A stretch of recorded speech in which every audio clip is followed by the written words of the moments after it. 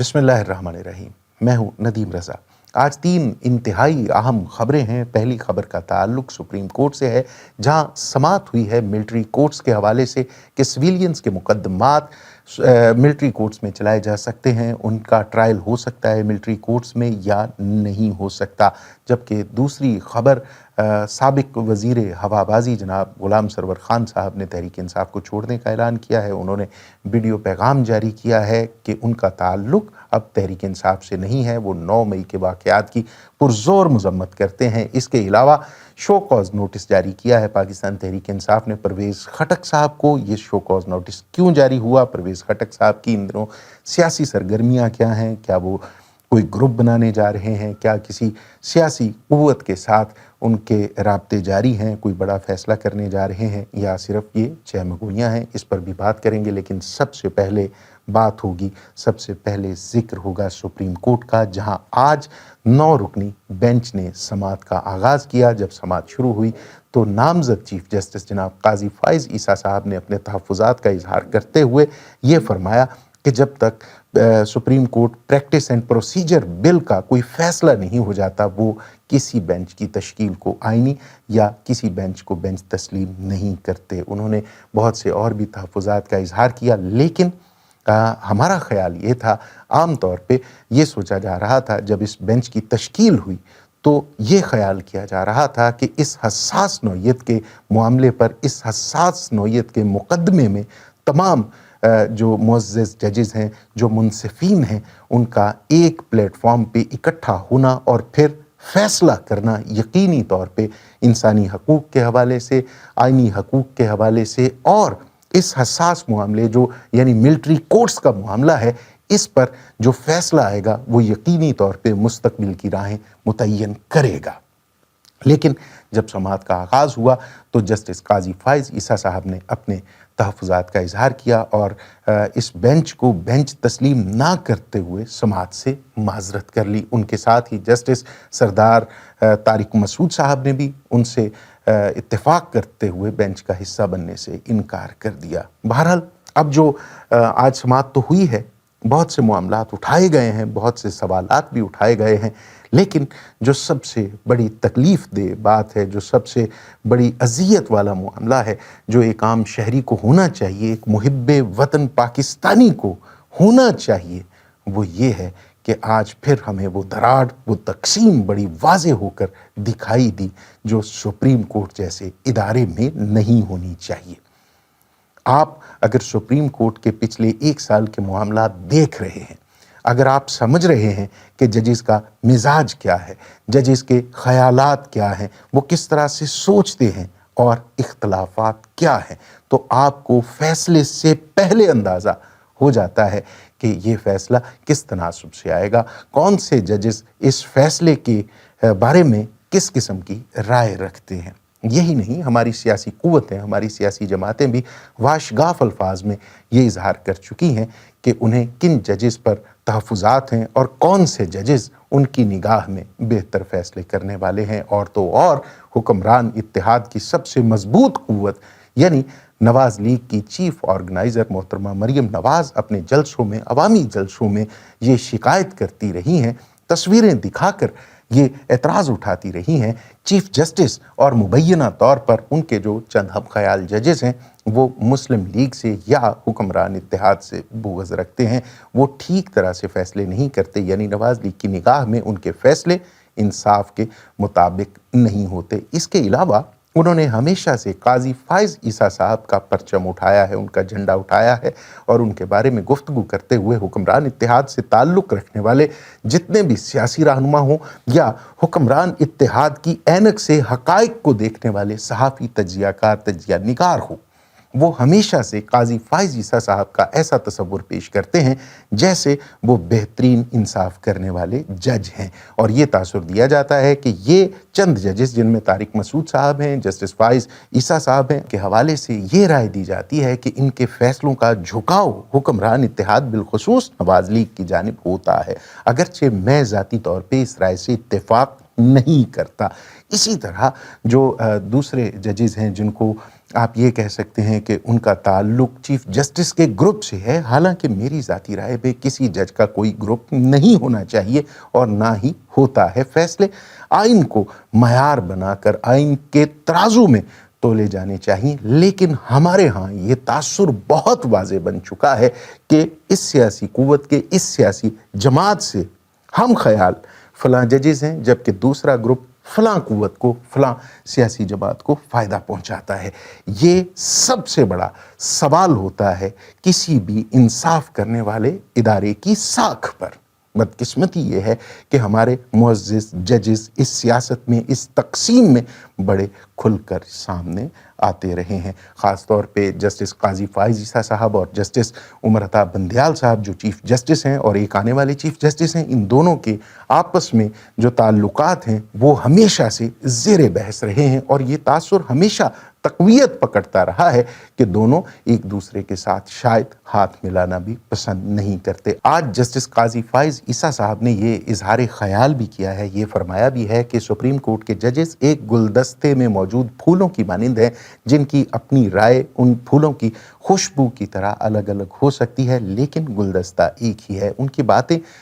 دل کو خوش رکھنے کے لیے بہت اچھی ہیں، لیکن جب کوئی ادارہ اپنی ساکھ کھو دیتا ہے، جب کسی ادارے کی ساکھ پر سوالات اٹھنے لگتے ہیں، جب کوئی ادارہ تنازعات کا شکار ہو جاتا ہے، تو پھر اس کا نقصان ریاست کو ہوتا ہے، ریاست کے عوام کو ہوتا ہے، خاص طور پہ اگر یہ ادارہ انصاف فراہم کرنے والا سب سے بڑا فورم ہو تو پھر اس کا نقصان ریاست صدیوں تک بھگتتی ہے۔ چھوٹے چھوٹے فیصلے بہت بڑے نتائج بن کر قوم کو بھگتنا پڑتے ہیں۔ سو معزز منصفین سے التجا ہے، استدعا ہے کہ خدا را اپنی انا کو ادارے کی ساکھ پر قربان کریں، ادارے کی ساکھ کو اپنی انا سے عزیز رکھیں، ورنہ تاریخ آپ سے سوال کرے گی، ورنہ تاریخ کے کٹہرے میں آپ جج نہیں ہوں گے، آپ ملزم ہوں گے، اور ہو سکتا ہے کہ کل کا مورخ آپ کو مجرم بھی لکھے۔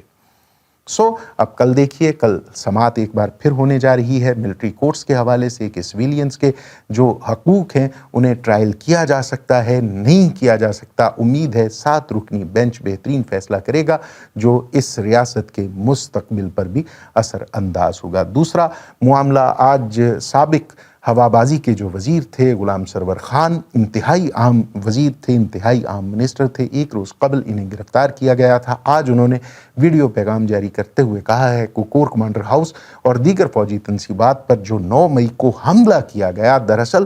وہ ان تنصیبات پر حملہ نہیں تھا بلکہ ریاست کے دل پر حملہ کیا گیا ہے۔ انہوں نے اعتراضات اٹھائے، انہوں نے شکایات کی، گلے کیے اور تنقید بھی کی۔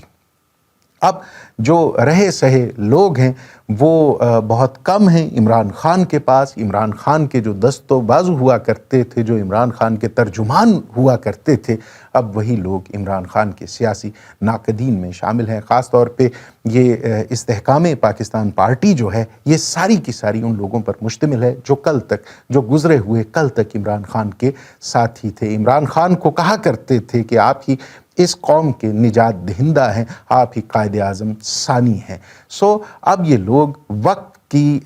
دھارا کو دیکھتے ہوئے، ہوا کا رخ دیکھتے ہوئے، پہلے تو 9 مئی کے واقعات کی مذمت کرتے ہیں، اس کے بعد تحریک انصاف کے قائد کو یا چند مخصوص جو قائدین ہیں ان کو مورد الزام ٹھہراتے ہیں، اور پھر اپنی سیاست کا رخ تبدیل کر جاتے ہیں۔ آج ان لوگوں میں جن لوگوں نے عمران خان کو چھوڑ دیا، جو لوگ عمران خان سے ترک تعلقات کر گئے، جنہوں نے اپنی سیاسی راہیں الگ کر کے اپنے سیاسی مستقبل کو کہیں اور دیکھا، ان میں آج ایک اور اضافہ ہوا ہے۔ چودھری غلام سرور خان، ان کو عمران خان خاصی اہمیت دیا کرتے تھے۔ ایک وقت ایسا تھا جب یہ خیال کیا جا رہا تھا کہ نثار علی خان، چودھری نثار علی خان جو نواز لیگ کے اہم رہنما تھے، وزیر داخلہ بھی رہے، جو اسٹیبلشمنٹ کے بہت قریب کہے جاتے ہیں، سمجھے جاتے ہیں، جب انہیں تحریک انصاف کا حصہ بنانے کے حوالے سے بات چیت جاری تھی، جب یہ کہا جا رہا تھا کہ چودھری نثار علی خان پاکستان تحریک انصاف میں آنے والے ہیں، تو اس وقت اعتراض اٹھایا تھا غلام سرور خان نے، اور عمران خان نے چودھری نثار علی خان پر ترجیح دی تھی، ان کو جو سابق وزیر ہوا بازی تھے اور آج انہوں نے عمران خان اور تحریک انصاف سے ترک تعلق کا اعلان کر دیا ہے۔ تیسری بڑی خبر کا تعلق بھی پاکستان تحریک انصاف سے ہے۔ پرویز خٹک صاحب، جن پر بہت سے اعتراضات ہوا کرتے تھے، جو پہلے وزیر اعلیٰ کے پی رہے، اس کے بعد وزیر دفاع بھی بنائے گئے، لیکن آج ان کے حوالے سے بھی یہ کہا جا رہا ہے کہ وہ بھی عمران خان کو داغ مفارقت دینے والوں میں شامل ہونے والے ہیں۔ وہ اپنا ایک گروپ تشکیل دے رہے تھے، اپنا گروپ مضبوط بنا رہے تھے اور قائل کرنے کی کوشش کر رہے تھے تحریک انصاف کے ان رہنماؤں کو جو ابھی تک عمران خان کے ساتھ کھڑے ہیں، مضبوطی سے کھڑے ہیں، ان کو یہ قائل کرنے کی کوشش کر رہے تھے کہ وہ ان کے گروپ کا حصہ بنے۔ ہمارے ذرائع کے مطابق پرویز خٹک صاحب کے رابطے ہیں پاکستان پیپلز پارٹی سے۔ یہ پیپلز پارٹی ہی سے تحریک انصاف میں آئے تھے، یہ پہلے بھی پاکستان پیپلز پارٹی کا حصہ رہے ہیں، اب ایک بار پھر ان کا رابطہ، ان کے مذاکرات جاری ہیں پاکستان پیپلز پارٹی کے ساتھ۔ ذرائع کا یہ دعویٰ ہے کہ پرویز خٹک صاحب کی خواہش ہے، پرویز خٹک صاحب کا مطالبہ ہے کہ انہیں وزارت اعلیٰ کا امیدوار بنایا جائے۔ اگر پیپلز پارٹی کے پی میں زیادہ سیٹیں لے لیتی ہے، اگر کے پی میں اکثریت ہوتی ہے پیپلز پارٹی کی، تو وہاں وزیر اعلیٰ ہوں گے پرویز خٹک صاحب، جس پر کچھ پیپلز پارٹی کے قائدین کو بھی تحفظات ہیں اور کچھ تحفظات جو تحریک انصاف کے ہیں ان کا اظہار انہوں نے کر دیا ہے شو کاز نوٹس کے ذریعے۔ اس سے پہلے پرویز خٹک صاحب نے کچھ لوگوں کو فون کر کے خود کہا تھا، جب یہ خبریں آنا شروع ہوئی تھیں کہ پرویز خٹک کے پی میں اپنا الگ سے گروپ تشکیل دے رہے ہیں، اس وقت پرویز خٹک نے ان خبروں کی خود تردید کر دی تھی، لیکن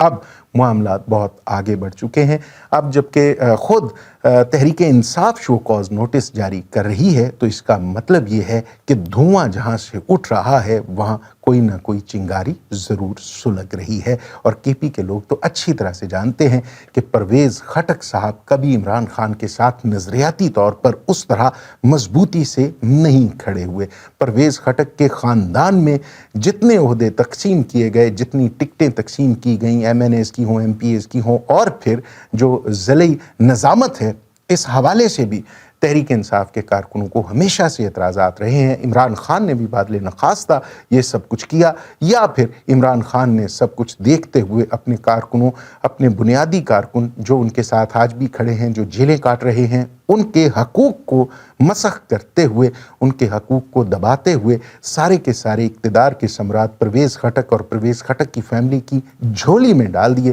سو اب عمران خان بھی سوچ رہے ہوں گے، پچھتا رہے ہوں گے کہ ایسے لوگوں پر نظر کرم کرنے سے کیا حاصل جو برے وقت میں آپ کا ساتھ چھوڑ دیں۔ بہرحال ابھی دیکھیے پرویز خٹک اس حوالے سے کیا کہتے ہیں۔ پرویز خٹک کا کوئی بیان تردید یا تائید، تصدیق کچھ بھی سامنے نہیں آیا۔ آنے والے دنوں میں یہ تمام معاملات کھل کر سامنے آ جائیں گے، روزے روشن کی طرح عیاں ہو جائیں گے اور ہر چیز کھل کر سامنے آ جائے گی۔